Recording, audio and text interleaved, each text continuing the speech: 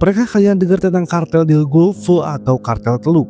Kelompok yang dulunya dikenal sebagai Raja Perbatasan, pengendali jalur narkoba terbesar di Meksiko pada saat itu. Tapi di balik nama itu tersembunyi kisah kelam tentang pengkhianatan, darah, dan bisnis gelap yang tak pernah mati hingga sekarang. Dari jalanan Matamoros hingga lautan Teluk Meksiko, mereka berevolusi dari penjual narkoba hingga penyelundupan manusia, bahkan menjual ikan. Ya, benar, ikan. Sebuah transformasi kriminal yang begitu dalam membuat dunia bertanya-tanya, apakah kartel Teluk benar-benar runtuh atau justru berubah menjadi suatu hal yang lebih berbahaya lagi. Inilah yang bakal kita bahas. Kartel del Golfo atau kartel Teluk, dari masa kejayaan, kehancuran, hingga kebangkitan di bawah bayang-bayang perang tanpa akhir.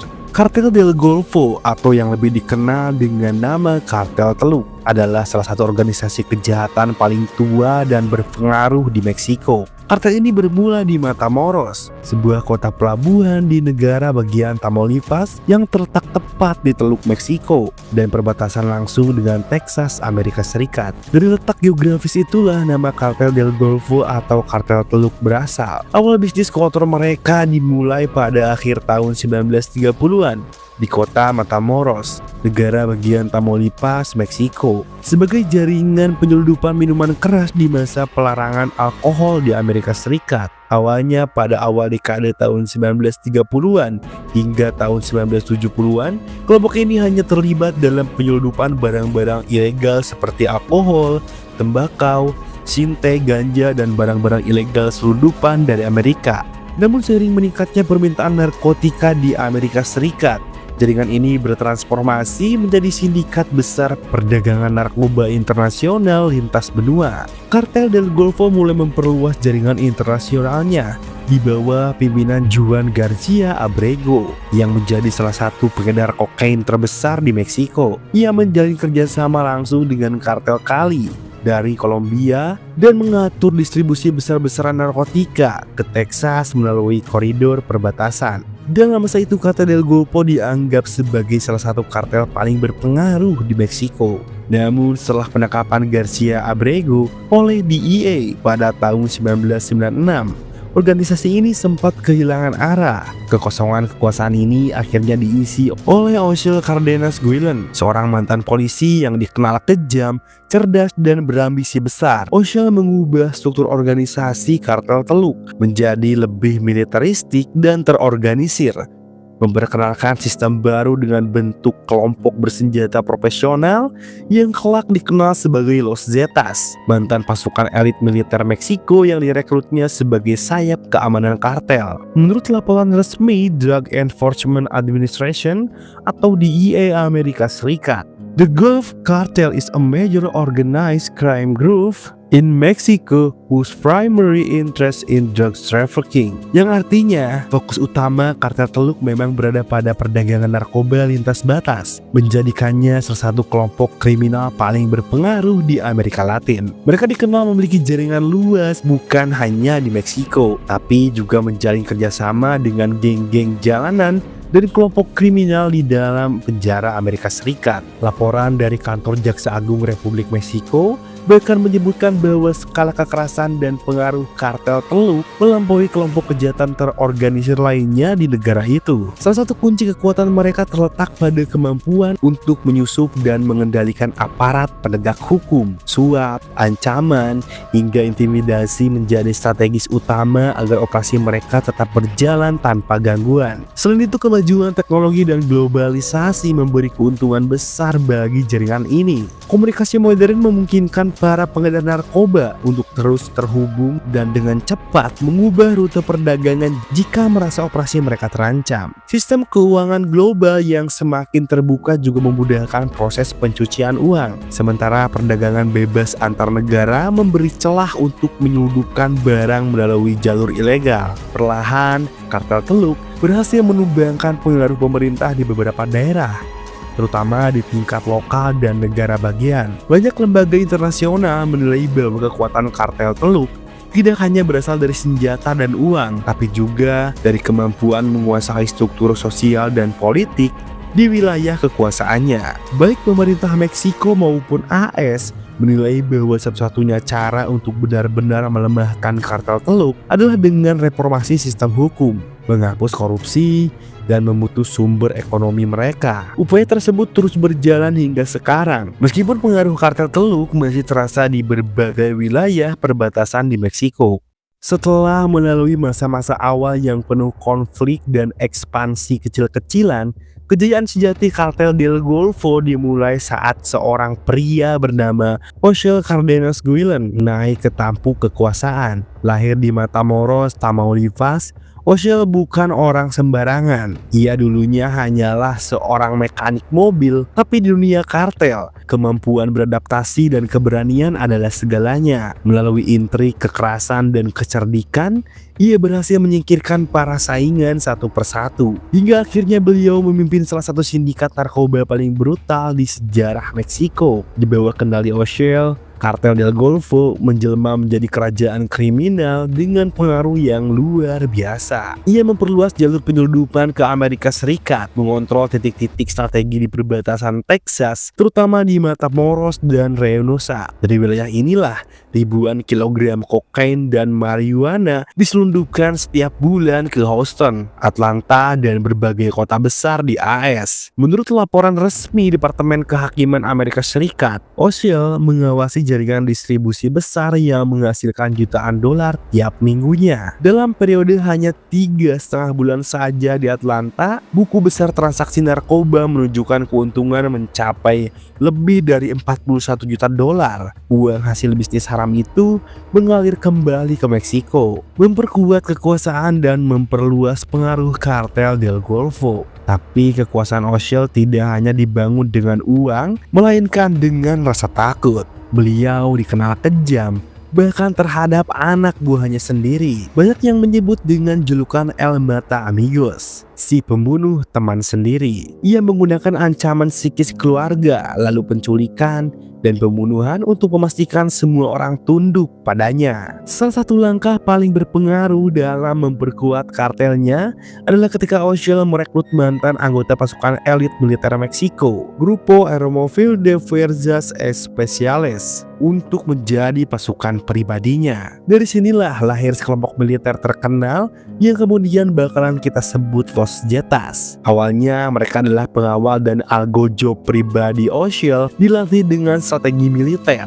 persenjataan berat, dan disiplin perang yang sangat tinggi. Gabungan antara kekuatan militer Los Zetas dan jaringan perdagangan Ociel membuat kartel del Golfo menjadi mesin kekerasan yang hampir tak tertandingi di Meksiko pada saat itu. Namun seiring kekuatannya meningkat, begitu juga dengan keberingasannya. Pada tahun 1996, Ociel sempat mengancam akan membunuh agen FBI dan DEA di Matamoros. Tindakan berani ini membuat namanya langsung menjadi buronan utama di kedua negara, antara Meksiko dan juga AS. Dari situlah, karena negeri Paman Sam merasa tertantang, beliau langsung menjadi buronan internasional. Dunia benar-benar mengenal siapa Ociel Cardenas Guillen sebenarnya. Puncak kekuasaannya berakhir pada tahun 2003 ketika ia berhasil ditangkap oleh militer Meksiko setelah baku tembak di Matamoros. Namun, bahkan di balik jeruji, pengaruh Ociel masih terasa. Ia mengendalikan operasi kartel selama bertahun-tahun hingga akhirnya diekstradisi ke Amerika Serikat pada Januari 2007. Dan pada 24 Februari 2010, Pengadilan Federal Houston menjatuhkan vonis berat 25 tahun penjara tanpa pembebasan bersyarat serta penyitaan keuntungan haram senilai 50 juta dolar. Hakim Hilda Teigl menyatakan penundaan terhadap Cardenas Guillen menjadi bukti komitmen bersama Meksiko dan Amerika Serikat untuk menghancurkan perdagangan narkoba lintas negara. Meski begitu, bagi sebagian warga di Tamaulipas, nama Ociel masih dianggap legenda. Ia mungkin telah dipenjara, tapi warisan kekerasannya, pasukan Los Zetas, sistem suap, dan budaya ketakutan tetap hidup. Dan semua itu menjadi cikal bakal kehancuran besar berikutnya yang akan mengguncang dunia kartel Meksiko di tahun-tahun setelahnya.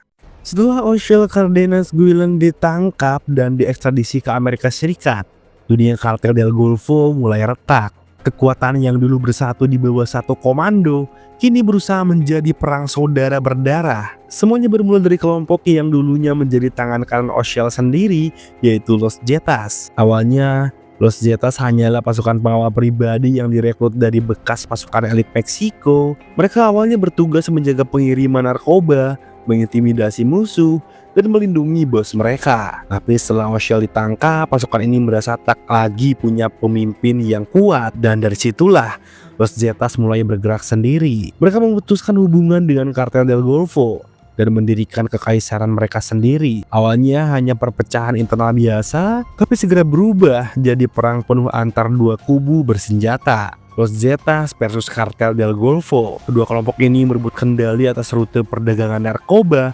pelabuhan penting, dan terutama jalur utama penyelundupan di perbatasan timur laut Meksiko. Pertempuran antar keduanya menjadi salah satu konflik paling brutal dalam sejarah perang kartel. Kota-kota seperti Reynosa, Matamoros, dan Nuevo Laredo berubah menjadi zona perang. Militer Meksiko sampai harus turun tangan, dan bahkan mereka pun sering kewalahan menghadapi kekuatan bersenjata yang nyaris setara dengan tentara. Dalam periode ini, tekanan terhadap Kartel del Golfo datang bukan hanya dari Los Zetas, tapi juga dari pemerintah Meksiko dan pemerintah AS. Operasi besar-besaran dilakukan di bawah kebijakan War on Drugs dengan DEA dan Lembaga Keamanan Meksiko, menargetkan pimpinan-pimpinan utama, menyita aset dan penutupan jalur penyelundupan. Menurut laporan resmi DEA pada tahun 2015, organisasi kriminal Meksiko termasuk Kartel del Golfo masih disebut sebagai ancaman narkoba terbesar bagi Amerika Serikat. Mereka mengendalikan perdagangan heroin, metamfetamin, kokain, dan marijuana, lintas perbatasan dengan jaringan distribusi yang sudah mengakar hampir seluruh wilayah selatan AS. Peta pengaruh DEA menunjukkan bahwa meski kekuatan Sinaloa dan CGNG mendominasi pantai barat dan tengah Amerika, Kartel del Golfo masih memiliki pengaruh kuat di sepanjang perbatasan Texas dan Tamaulipas. Mereka menjadi salah satu jalur utama penyelundupan narkoba yang masuk melalui Laredo dan Brownsville, pintu gerbang emas menuju pasar Amerika Serikat. Namun, seiring berjalannya waktu, tekanan dari semua sisi semakin memperlemah mereka. Serangan dari Los Zetas, penangkapan beruntun para pimpinan petinggi, dan operasi gabungan Meksiko dan AS membuat struktur Kartel del Golfo semakin rapuh. Dari organisasi besar yang dulu dikenal kejam dan solid, mereka kini terpecah menjadi faksi-faksi kecil yang saling bersaing, masing-masing memperebutkan sisa-sisa kejayaan masa lalu. Bagi sebagian banyak analisis, masa ini adalah akhir dari era dominasi Kartel del Golfo atau Kartel Teluk, dan sekaligus awal dari kekacauan baru yang melahirkan generasi kartel yang lebih muda, lebih kecil, tapi jauh lebih kejam. Setelah masa kejayaan yang panjang yang dibangun sejak era O'Shell Cardenas Guillen, roda kekuasaan Kartel Teluk perlahan mulai retak, bukan karena hilangnya jaringan, tapi karena runtuhnya kepemimpinan dan pecahnya loyalitas di dalam tubuh mereka sendiri. Ketika para pemimpin utama yang memiliki power lebih kuat ditangkap dan diekstradisi ke Amerika Serikat, Kartel Teluk mulai berubah. Dari situlah kesatuan yang kuat menjadi faksi-faksi kecil yang saling mencurigai dan bertarung merebutkan wilayahnya. Dan di saat itu pula, berbagai kelompok pecahan muncul seperti Los Metros, Los Rojos, dan Los Escorpiones yang semuanya mengaku masih mewarisi nama besar Golfo atau Teluk. Namun faktanya, konflik internal justru mempercepat kejatuhan mereka. Kartel yang dulunya disegani karena kekuatan senjata dan kedisiplinannya, kini justru terkenal sebagai perang saudara antar anggota sendiri. Tapi yang lebih menarik nih, meski secara struktur melemah, Kartel Teluk tidak pernah benar-benar hilang. Mereka lagi beradaptasi. Ketika tekanan dari militer Meksiko dan sanksi Amerika Serikat semakin kuat, mereka mencari jalan baru untuk bertahan hidup. Menurut laporan resmi dari US Department of the Treasury 26 November tahun 2024, pemerintah AS secara resmi menjatuhkan sanksi kepada 5 anggota aktif yang terlibat dalam aktivitas kriminal baru dari Kartel Teluk. Dan inilah titik yang paling mengejutkan, kartel ini tidak hanya mengandalkan perdagangan narkoba, tapi juga beliau terlibat dalam penyelundupan manusia, seperti imigran ilegal, perdagangan wanita, dan juga bahkan bisnis penangkapan ikan kakap merah dan hiu.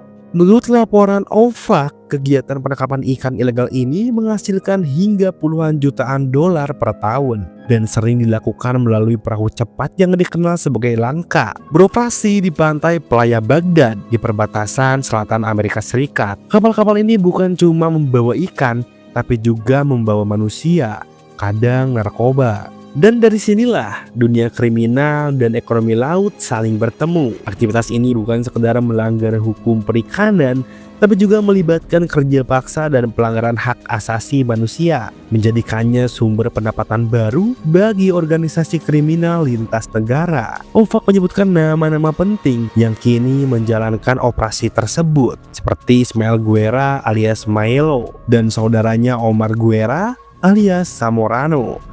Keduanya mengendalikan wilayah Playa Baghdad dan mengawasi penangkapan ikan ilegal, penyelundupan manusia, serta distribusi narkoba yang tersisa di kawasan itu. Sementara Francisco Javier Sierra alias El Brado kini disebut sebagai pimpinan cabang Matamoros, yang dulu jadi markas utama kartel del Golfo, bersama dua nama lain, Raúl de Chuer García La Buera dan Ildefonso Carrillo Sapien atau El Chivo. Mereka disebut sebagai otak di balik operasi Lanka, tempat kegiatan penyelundupan ini dikelola. Sanksi yang dijatuhkan oleh Amerika Serikat membuat semua aset mereka dibekukan, dan siapapun yang bekerja sama dengan mereka akan dianggap melanggar hukum federal Amerika Serikat. Namun, langkah ini menunjukkan satu hal penting. Kartel Teluk belum sepenuhnya mati. Mereka hanya berganti wajah dari perang senjata di jalanan menjadi perang senyap di lautan. Kini, nama Kartel del Golfo bukan lagi sekadar simbol perdagangan narkoba, tapi juga simbol adaptasi kejahatan modern. Sebuah organisasi yang mampu berubah mengikuti arus global, tetap bertahan, dan terus menjadi ancaman bagi lintas negara. Hampir 2 dekade setelah pemerintah Meksiko mendeklarasikan perang terhadap kartel narkoboy, hasilnya masih jauh dari kata menang. Ribuan orang mulai dari warga sipil, mahasiswa, politisi, sampai jurnalis telah kehilangan nyawa. Menurut data resmi, lebih dari 460.000 kasus pembunuhan terjadi sejak tahun 2006, dan sebagian besar terkait dengan perang melawan kartel. Amerika Serikat yang selama ini menjadi pasar utama narkoba Meksiko akhirnya ikut turun tangan. Washington menggelontorkan dana bantuan miliaran dolar untuk memperkuat pasukan keamanan Meksiko, mereformasi sistem hukum, dan bahkan membangun proyek sosial untuk menekan migrasi serta kriminalitas lintas batas. Namun semua itu belum cukup. Perdagangan narkoba tetap hidup, bahkan makin canggih. Kini di bawah kebijakan keamanan bersama antara AS dan Meksiko, kedua negara ini menggabungkan operasi militer, intelijen, dan teknologi drone pengintai untuk melacak laboratorium fentanyl dan jalur penyelundupan baru. Menurut Council on Foreign Relations atau CVR, kartel Teluk masih disebut sebagai ancaman aktif oleh Lembaga Keamanan Amerika Serikat. Basis kekuatan mereka tetap berada di Tamaulipas, di pesisir timur Laut Meksiko, sebuah wilayah yang berbatasan langsung dengan Teluk Meksiko. Meskipun kekuatannya tak sebesar dulu, paksi-paksi kecilnya masih aktif dan bahkan dilaporkan bekerja sama secara taktis dengan kartel lain seperti CJNG di beberapa titik perbatasan. Namun, konflik internal lama tetap meninggalkan luka. Setelah bertahun-tahun perang dengan Los Zetas, kelompok yang dulunya merupakan sayap bersenjata mereka sendiri, kartel Teluk kehilangan banyak wilayah dan sumber daya. Pada tahun 2021, 3 faksi utama mereka sempat mengumumkan gencatan senjata dengan alasan ingin mengurangi kekerasan di Tamaulipas. Tapi seperti yang sudah sering kita omongin, dalam sejarah dunia perkartelan, perdamaian semacam ini jarang bertahan lama. Sementara itu, sosok Oshel Cardenas Guillen, mantan pemimpin legendaris mereka, kini masih berada dalam pengawasan hukum setelah diekstradisi ke Amerika Serikat pada tahun 2007.